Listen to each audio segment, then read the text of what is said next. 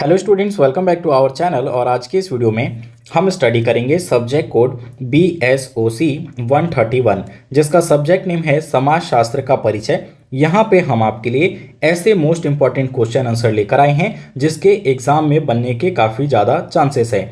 इससे पहले के वीडियोस में हमने जिन सब्जेक्ट को भी कवर किया है उससे आपके एग्जाम में काफ़ी क्वेश्चन देखने को मिले हैं, तो आई होप ये PDF भी आपके लिए यूजफुल रहेगा। तो अगर आप हमारे चैनल को पहली बार देख रहे हैं तो जल्दी से चैनल को सब्सक्राइब कर लें। सब्सक्राइब करने के आपको दो फायदे होंगे। सबसे पहला तो ये PDF आप फ्री ऑफ कॉस्ट ले सकते हैं, क्योंकि इस PDF को हम केवल अपने सब्सक्राइबर के साथ शेयर करेंगे, तो चैनल को जरूर सब्सक्राइब कर लीजिएगा। दूसरा फायदा होगा कि आपके इग्नू के कंप्लीट स्टडी जर्नी में हमारा चैनल आपके लिए हेल्पफुल होगा। हम लगातार इसी तरह के इग्नू रिलेटेड एजुकेशनल कंटेंट आपके लिए प्रोवाइड करवाते हैं। PDF किस तरीके से मिलेगा, तो उसके लिए आपको इस वीडियो को पूरा देखना है। चलिए एक एक करके इन क्वेश्चंस और आंसर्स को देखते हैं। तो सबसे पहला क्वेश्चन कुछ इस प्रकार से पूछा जा सकता है कि मिड द्वारा प्रतिपादित स्व विकास के सिद्धांत की चर्चा कीजिए। तो मिड कौन थे और उनका स्व विकास का सिद्धांत क्या था, इसी के बारे में आपको बताना है। तो अगर हम मिड की बात करें तो इनका पूरा नाम जॉर्ज हर्बर्ट मिड था और ये एक समाजशास्त्री और मनोवैज्ञानिक थे। समाजशास्त्र और मनोविज्ञान में इनका एक बहुत ही महत्वपूर्ण योगदान रहा और ये योगदान उनके एक प्रसिद्ध सिद्धांत, जिसे हम स्व सिद्धांत या इंग्लिश में सेल्फ डेवलपमेंट के नाम से जानते हैं, इस सिद्धांत को उन्होंने अपनी सामाजिक आत्मा और संस्कृतिवाद जो इनका एक प्रस्तुति थी उसमें उन्होंने इस सिद्धांत को प्रस्तुत किया। ठीक है, कौन सा सिद्धांत? स्व विकास का। तो स्व विकास के सिद्धांत में जो मिड है वो बताने का प्रयास करते हैं कि किस प्रकार से एक व्यक्ति का जो आत्म है या सेल्फ है वो केवल उसका संबंध उसके आंतरिक अनुभव से नहीं है, बल्कि उसका संबंध समाज से है और समाज के विभिन्न पहलुओं से है। तो इसी को उन्होंने स्व विकास के सिद्धांत का नाम दिया, जिसे यहां हम अब विस्तार पूर्वक डिस्कस करेंगे। तो स्व विकास और समाज की बात करें तो जो मिड थे उनका कहना था कि एक आदमी है या जो एक व्यक्ति है उसका समाज में लगातार सामाजिक व्यक्तियों के साथ निरंतर संवाद चलता रहता है। कोई भी व्यक्ति हो, चाहे आप हो, मैं हूं या कोई अन्य व्यक्ति हो, वो केवल आत्म यानी कि वो अकेले नहीं है, बल्कि उसका समाज के साथ निरंतर संवाद चल रहा है और समाज के साथ निरंतर हम एक दूसरे के साथ संपर्क में आते हैं। वो मानते हैं कि जो इंसान है उसका आत्म केवल अकेले में नहीं है बल्कि समाज में है। यदि व्यक्ति दूसरों के साथ मिलकर रहता है, उसके साथ में उठता बैठता है, संवाद करता है, तो उसमें उसको सहानुभूति और प्रतिक्रियाओं के माध्यम से उसका स्व विकास होता है। ठीक है, जिसे उन्होंने इस प्रकार से परिभाषित किया। इसमें वो बताते हैं, इसमें दो दृष्टिकोण देते हैं। पहला देते हैं वो संज्ञानात्मक और इसमें सामाजिक दृष्टिकोण। तो मिड के अनुसार जो स्व विकास में संज्ञात्मक और सामाजिक जो दृष्टिकोण है उन दोनों का ही स्व विकास में इंपॉर्टेंट रोल है। ठीक है, तो इंपॉर्टेंट रोल के रूप में इसमें देखें तो पहले बात करते हैं मूल संवाद की। तो मूल संवाद में देखें तो मूल संवाद में क्या होता है कि ये ऐसा समय होता है जिसमें जो एक बच्चा है वो अपने आसपास के व्यक्तियों के साथ खेलता है और उन्हीं की तरह उनकी भूमिका निभाने का प्रयास करता है। ठीक है, इसमें सामान्य रूप से एक बच्चा क्या करेगा कि समाज के साथ टच में आया, कांटेक्ट में आया और बच्चा जो है कुछ दृष्टिकोणों को सीखने समझने का प्रयास करेगा और इसको हम दृष्टिकोण को समझने का प्रयास करेंगे, समाज के दृष्टिकोण को, जिसे हम अनौपचारिक निर्माण कहते हैं। ठीक है, तो ये एक अनौपचारिक निर्माण हो गया। दूसरा, इसमें वो पूर्ण संवाद की बात कहते हैं। तो पूर्ण संवाद तब होता है जब एक व्यक्ति या बच्चा ना केवल दूसरों की विचारधाराओं को ग्रहण करता है बल्कि दूसरों को प्रभावित करता है और खुद भी प्रभावित होता है। तो इसमें देखते हैं कि एक जो व्यक्ति है या जो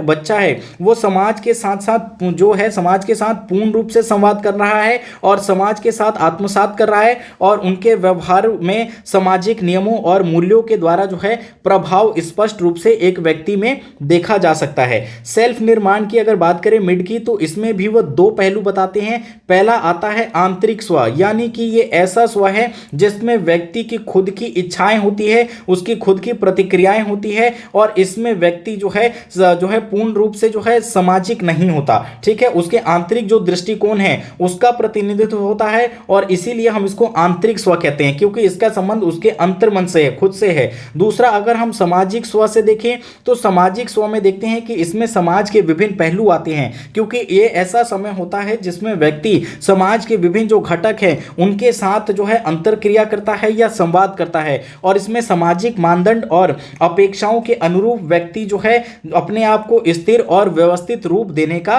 प्रयास करता है। ठीक है, ये आपको समझ में आ गया होगा। फिर इसका आप लास्ट हेडिंग लिख सकते हैं, समाज और स्वशासन के बीच संबंध। तो समाज और स्व विकास के बीच जो है काफ़ी गहरा संबंध है। इसमें जो है एक व्यक्ति जो है या सदस्य है वो समाज के साथ निरंतर संवाद करता है और उसके साथ संपर्क में बना रहता है, जो कि उसके स्वनिर्माण के लिए अति आवश्यक और महत्वपूर्ण है। आई होप आपको ये फर्स्ट क्वेश्चन समझ में आ गया होगा। और आपको जैसा कि बताया था ये PDF मिलेगा फ्री ऑफ कॉस्ट, तो वो मिलेगा आपको हमारे टेलीग्राम चैनल पे। इस वीडियो के डिस्क्रिप्शन में टेलीग्राम चैनल का लिंक मिलेगा, लेकिन वो PDF तब ओपन होगा जब आप एक पासवर्ड फिल करेंगे, और वो पासवर्ड आपको हम इसी वीडियो में देंगे। तो वीडियो को कंप्लीट देखें तभी आपको पासवर्ड मिल पाएगा। चलिए नेक्स्ट क्वेश्चन की तरफ बढ़ते हैं, जो कि आपसे पूछ सकता है समाजशास्त्र और सामाजिक मानव शास्त्र के बीच के समानता और असमानताओं का वर्णन कीजिए। तो समाजशास्त्र और सामाजिक मानव शास्त्र, इनके बीच क्या समानता है क्या असमानता है, इसको बताना है। तो अगर हम समाजशास्त्र और सामाजिक मानव शास्त्र की बात करें, कहीं ना कहीं ये दोनों सामाजिक विज्ञान की शाखाएं हैं। ठीक है, सामाजिक विज्ञान के दो उपक्षेत्र हैं, समाजशास्त्र और सामाजिक मानव शास्त्र, जो कि मानव और समाज के विभिन्न पहलुओं का अध्ययन करते हैं। तो इन विभिन्न पहलुओं में देखें तो कई सारे समानताएं देखने को मिलेंगी और कई असमानताएं देखने को मिलेगी, जिसका यहाँ पे हम डिस्कस करेंगे। अगर हम समानता की बात करें तो मानव समाज पर ध्यान केंद्रित, पहला पॉइंट आपका बनता है, यानी कि समाजशास्त्र और सामाजिक मानव शास्त्र दोनों का ही जो अध्ययन का मुख्य केंद्र है वो कौन है? मानव समाज है। ये दोनों ही मानव समाज, उसकी संरचना, समूह, रिश्ते नाते और सामाजिक प्रक्रिया किस प्रकार की है, उसकी संस्कृति और व्यवहार किस प्रकार की है, ये सारी चीजों का अध्ययन करते हैं। इसके अलावा इनमें एक और समानता है, वो है समाज और संस्कृति के बीच संबंध। तो हम दोनों ही शाखाओं में देखते हैं, चाहे हम जो बात करें समाजशास्त्र की या फिर मानव समाजशास्त्र की, तो इन दोनों ही शाखाओं में हम संस्कृति के बीच अंतर संबंधों का अध्ययन करते हैं। समाजशास्त्र में देखें तो सामाजिक संस्था जो होती हैं, जो समूह होते हैं और जो मान्यताएं होती हैं, उसके माध्यम से हम संस्कृति का अध्ययन करते हैं। और इसी प्रकार से अगर हम सामाजिक मानव शास्त्र की बात करें तो इसके अंदर हम संस्कृति के व्यापक रूप, जैसे कि व्यक्ति की आदतें, उसके विश्वास और रीति रिवाज, इन सब चीजों का और उसकी जीवन शैली का अध्ययन किया जाता है। तो इसमें ये दूसरी आपकी समानता थी। तीसरी समानता है सामाजिक रूप से उत्पन्न समस्याएं। तो दोनों में ही, चाहे समाजशास्त्र हो या सामाजिक मानव शास्त्र, तो दोनों में ही सामाजिक समस्याओं का अध्ययन करते हैं, जैसे कि असमानता, भेदभाव, गरीबी, शिक्षा, शहरीकरण। तो ये सारी चीजें दोनों में ही स्टडी के पॉइंट ऑफ व्यू से इंपॉर्टेंट है। व्यवहार का अध्ययन, दोनों का जो अध्ययन का व्यवहार है वो भी सिमिलर है। दोनों में हम देखते हैं कि सांख्यिकी, सर्वेक्षण और विश्लेषणात्मक दृष्टिकोणों का अध्ययन के लिए यूज किया जाता है। अब अगर हम इसकी असमानताएं की बात करें तो असमानता में पहला पॉइंट आपका बनता है अधिकार क्षेत्र और फोकस, यानी कौन सा इनका अधिकार क्षेत्र है और किस पे फोकस करते हैं। तो अगर समाजशास्त्र की बात करें तो ये फोकस करते हैं आधुनिक समाज और औद्योगिक समाज के अध्ययन पे। ठीक है, आधुनिक समाज और औद्योगिकरण के समाज पे अध्ययन पे फोकस करते हैं, जिसमें शहरीकरण, औद्योगिकरण और उससे रिलेटेड जो संस्थाएं हैं उसके बारे में अध्ययन किया जाता है। लेकिन इसके विपरीत अगर हम सामाजिक मानव शास्त्र की बात करें तो ये पारंपरिक समाज की बात करता है। अगर आपने SST की बुक पढ़ी हो तो उसमें आपने देखा होगा जो आदिम समाज था, हमारा आदि मानव वाला जीवन था, तो उसके बारे में हम इसमें अध्ययन करते हैं। और आदिम समाज का सांस्कृतिक पैटर्न कैसा था, जीवन शैली कैसी थी, उसका विश्वास और उसकी परंपराएं, ये सब चीज पढ़ते हैं हम सांस्कृतिक सामाजिक मानव शास्त्र में। और समाजशास्त्र में पढ़ते हैं आधुनिक समाज के बारे में। इसके अलावा दोनों की अनुसंधान विधियां, जो रिसर्च के फॉर्मेट्स हैं, उनमें भी काफ़ी डिफरेंसेस है। तो समाजशास्त्र में जो हम विश्लेषण करते हैं या जो अध्ययन करते हैं उनका वे होता है सांख्यिकी, सर्वेक्षण, ठीक है, केस स्टडी और तुलनात्मक अध्ययन। तो ये हम करते हैं अपने समाजशास्त्रीय अध्ययन में। लेकिन अगर हम सामाजिक मानव शास्त्र की बात करें तो इसमें हम करते हैं प्रतिभागी अवलोकन और क्षेत्रीय अध्ययन। ठीक है, क्षेत्रीय अध्ययन पे इसका अध्ययन किया जाता है, जिसमें कि हम किसी समाज का, उसके रीति रिवाज और उसके परंपराओं का अध्ययन करते हैं। फिर तीसरा आता है आपका इसमें इसमें दृष्टिकोण के आधार पे भी हम इनमें डिफरेंसेस देखने को मिलते हैं। तो जो समाजशास्त्र है उसका दृष्टिकोण होता है संरचनात्मक और क्रियात्मक दृष्टिकोण, और अगर हम सामाजिक मानव शास्त्र की बात करें तो इसमें हम देखते हैं कि सांस्कृतिक दृष्टिकोण को प्राथमिकता दी जाती है। इसके अलावा एक और डिफरेंस हमें देखने को मिलता है विश्व और स्थानीय दृष्टिकोण के आधार पर, यानी जो समाजशास्त्र का अध्ययन है ये अधिकतर हमें स्थानीय तौर पर और राष्ट्रीय तौर पर देखने को मिलेगा, लेकिन हम जब जो दूसरा स्टडी करते हैं सामाजिक मानव शास्त्र तो इसमें हम विश्व दृष्टिकोण अपनाते हैं, विश्व के अलग अलग देशों की संस्कृति, उनके समाज, इन सब का अध्ययन करते हैं। ठीक है, तो आपको ये भी समझ में आ गया होगा, बिल्कुल इजी क्वेश्चन था ये। नेक्स्ट क्वेश्चन आता है आपका सामाजिक संगठन के विभिन्न प्रकारों का वर्णन कीजिए। तो सामाजिक संगठन क्या होता है, उसके क्या प्रकार हैं, इसके बारे में आपको बताना है। तो सामाजिक संगठन देखिए वो संरचनाएं होती हैं जिनके माध्यम से लोग एक साथ मिलकर उद्देश्यों को प्राप्त करने के लिए एकजुट होते हैं। समझ में आ गया? सामाजिक संगठन क्या है? एक संरचना है, ठीक है। कैसी संरचना है? जिसके अंदर लोग क्या होते हैं, एक साथ एकजुट होते हैं, और एकजुट किस लिए होते हैं? अपने उद्देश्यों की पूर्ति के लिए, उद्देश्यों को प्राप्त करने के लिए एकजुट होते हैं। और इस प्रकार से अगर हम देखें तो समाज में विभिन्न प्रकार के संगठन होते हैं। ठीक है, कौन कौन से संगठन आएंगे तो उसी के यहाँ पे आपको बात करनी है। तो समाज का जो सबसे पहला संगठन आ जाएगा वो आ जाएगा आपका पारिवारिक संगठन। तो समाज का देखिए, हम कहते हैं ना कि ये हमारे आसपास का समाज है, तो उस समाज का जो सबसे पहला संगठन आता है वो आता है आपका पारिवारिक संगठन। ठीक है, तो पारिवारिक संगठन में हम देखते हैं कि परिवार समाज का जो है सबसे बुनियादी और प्राकृतिक संगठन है। इसके अंदर कौन कौन से चीजें आएंगी या क्या आएंगे? तो इसके अंदर आएगा व्यक्ति का रक्त संबंध, उसके विवाह आधारित जो रिश्ते नाते हैं, माता पिता हैं, बच्चे हैं और उसके जो रिश्तेदार हैं, तो ये सारे चीजें मिलकर पारिवारिक संगठन का निर्माण करते हैं। और पारिवारिक संगठन का जो मुख्य उद्देश्य होता है वो होता है कि सदस्यों की भलाई, परिवार के सदस्यों की भलाई किस प्रकार से हो,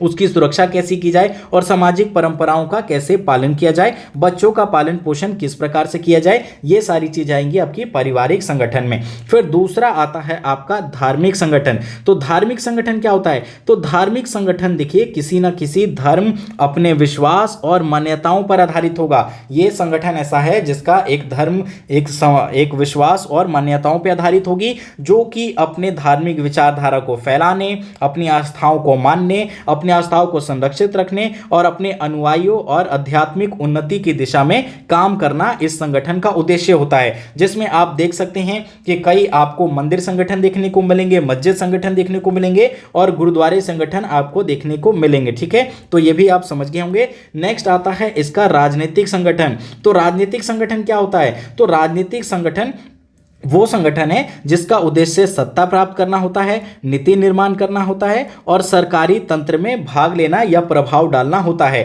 तो इसके कौन कौन से एग्जाम्पल है? तो वो आ जाता है आपका राजनीतिक दल, संगठन और इसके अलावा कुछ मोर्चे वगैरह लोग बनाते हैं, तो ये भी आपका इसका पार्ट हो जाएगा। फिर आता है आपका आर्थिक संगठन। तो समाज के आर्थिक संगठन में रूप में देखें तो इसका उद्देश्य होता है कि किस प्रकार से आर्थिक लाभ प्राप्त किया जाए, संसाधनों का प्रभावी तरीके से वितरण किया जाए। और इसमें कौन कौन सी चीजें शामिल होती है? इसमें हम देखते हैं कि उद्योग और व्यापार संगठन होते हैं, कंपनी संगठन होते हैं और निगम होते हैं। ठीक है, ये भी क्लियर हो गया होगा। नेक्स्ट आता है आपका शैक्षिक संगठन यानी कि एजुकेशनल ऑर्गेनाइजेशन। तो एजुकेशनल ऑर्गेनाइजेशन का दायित्व होता है कि शिक्षा के क्षेत्र में, ज्ञान के क्षेत्र में वो अपना प्रचार प्रसार करें।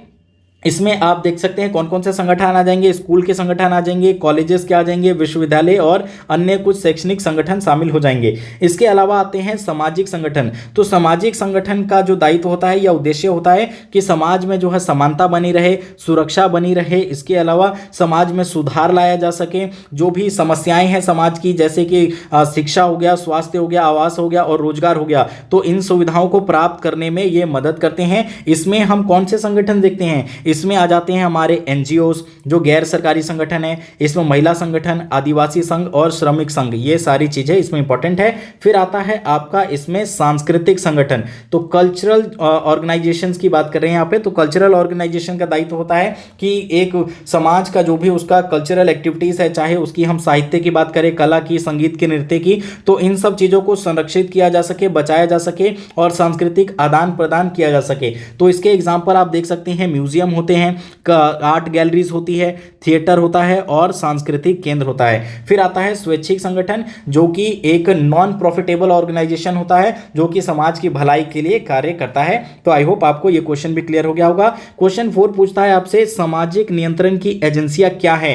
तो ये क्वेश्चन थर्ड क्वेश्चन से बिल्कुल मिलता जुलता है। तो सामाजिक नियंत्रण की एजेंसियों के बारे में बताना है आपको। तो समाज के जो संगठन थे, जैसे कि परिवार था, उसका आर्थिक संगठन था, सामाजिक संगठन था, ऑर्गेनाइजेशंस थे, तो वही सब जो यहाँ पे एजेंसियां हैं उन्हीं की बात की जा रही है। तो सामाजिक नियंत्रण की एजेंसियां हो गई है, ठीक है। तो यहाँ पे थोड़ा इसको मॉडिफाई कर दिया गया है, लेकिन आंसर आपको मिलता जुलता ही लिखना है। तो समाज में जो व्याप्त नियम है, देखिए कहीं भी आप रह रहे हो किसी भी समाज में, तो हर समाज का एक नियम कानून होता है, उसका मानदंड होता है और समाज के लोगों की एक दूसरे से कुछ ना कुछ अपेक्षाएं होती है।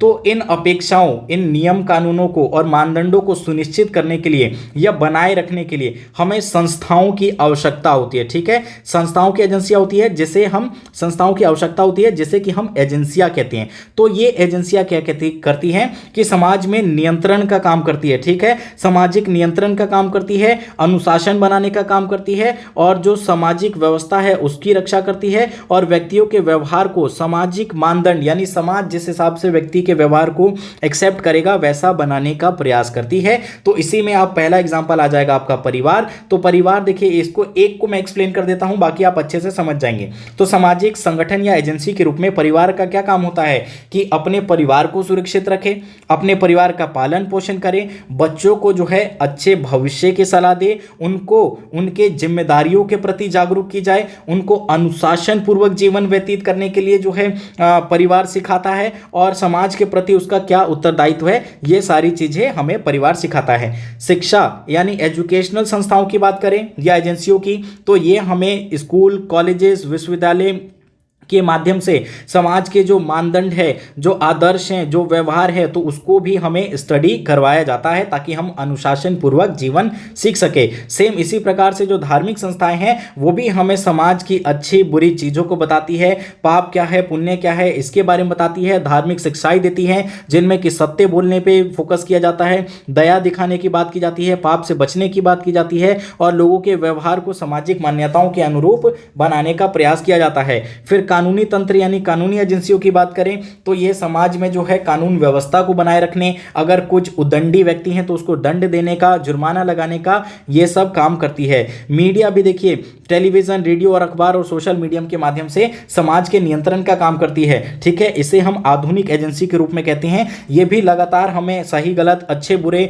स्वीकार्य अस्वीकार्य के बारे में जानकारी देते रहते हैं। फिर इसके अलावा समाज सेवी संगठन भी सेम यही काम करते हैं। तो आई होप आपको ये भी समझ में आ गया होगा। नेक्स्ट क्वेश्चन है आपका क्वेश्चन नंबर 6, रेडक्लिफ ब्राउन के संरचनात्मक प्रक्रियात्मक दृष्टिकोण की चर्चा कीजिए। तो सबसे पहले तो हम बात करेंगे कि रेडक्लिफ ब्राउन थे कौन। तो रेडक्लिफ ब्राउन जो थे एक ब्रिटिश समाजशास्त्री थे और इन्होंने समाजशास्त्र के अध्ययन में एक बहुत ही महत्वपूर्ण योगदान दिया और ये योगदान इनका संरचनात्मक प्रक्रियात्मक दृष्टिकोण के रूप में विकसित हुआ। और उन्होंने यानी कि ब्राउन ने समाजशास्त्र में इस दृष्टिकोण का उपयोग किया जिससे कि समाज के जो विभिन्न भाग हैं और उनके जो कार्य हैं उसको समझने की कोशिश की संरचनात्मक प्रक्रियात्मक दृष्टिकोण के द्वारा।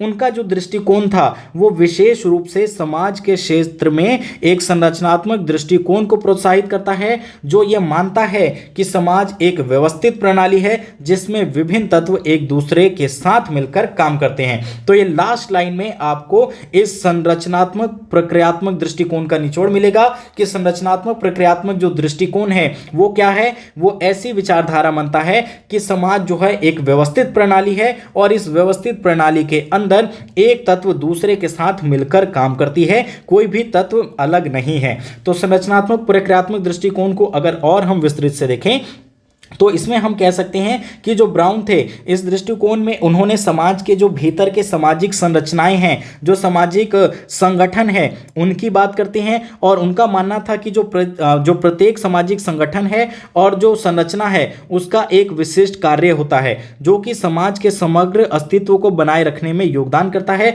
उदाहरण के लिए हमने थर्ड और फोर्थ क्वेश्चन में भी पढ़ा था कि परिवार जो एक संगठन है उसका क्या कार्य था कि वो बच्चों को ठीक प्रकार से पालन पोषण करे और उन्हें समाज में एक स्वस्थ सदस्य बनने के लिए तैयार करे। तो ये था इनका संरचनात्मक प्रक्रियात्मक दृष्टिकोण, जिसमें कि समाज और व्यक्तियों के किस प्रकार से आदान प्रदान होता है, कैसे उनमें संवाद होता है, इसके बारे में वो बात करते हैं। इसमें उन्होंने सामाजिक संरचना और कार्य की बात की। तो ब्राउन के संरचनात्मक प्रक्रियात्मक दृष्टिकोण का जो मुख्य आधार था तो वो था कि समाज की संरचना और उनके कार्यों के बीच संबंध को समझना, यानी समाज की जो एक संस्था है, जो ऑर्गेनाइजेशन है, उसके संबंध समाज के साथ किस प्रकार से हैं उसको समझना। ठीक है। और संरचना में अगर स्ट्रक्चर में देखें तो संरचना से उनका अभिप्राय था कि समाज के जो विभिन्न घटक हैं, जो संस्थाएं हैं, जैसे कि परिवार, धर्म, शिक्षा और राजनीतिक जो संगठन देखे थे, जैसे कि आर्थिक संगठन देखे थे, तो ये संरचनाएं समाज में व्यवस्थित रूप से काम करती हैं और समाज के लिए आवश्यक कार्यों का निर्वाह करती है।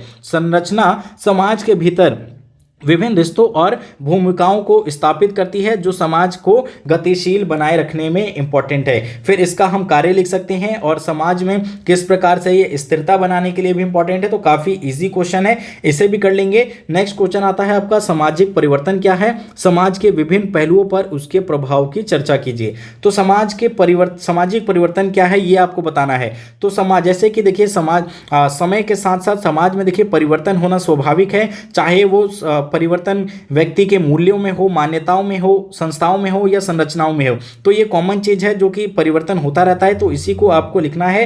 तो ये भी क्वेश्चन हम देख लेते हैं इसको बहुत शॉर्ट में, क्योंकि वीडियो ऑलरेडी काफ़ी आपका लेंथी हो चुका है। फिर आपका यहाँ एक और क्वेश्चन बचता है आपका, ऐतिहासिक समाजशास्त्र का वर्णन समाजशास्त्र के उपक्षेत्र के रूप में कीजिए। तो ये भी मोस्ट इंपॉर्टेंट क्वेश्चन है, इसे भी आप PDF जब प्राप्त करेंगे तो उसके द्वारा कवर कर लेंगे।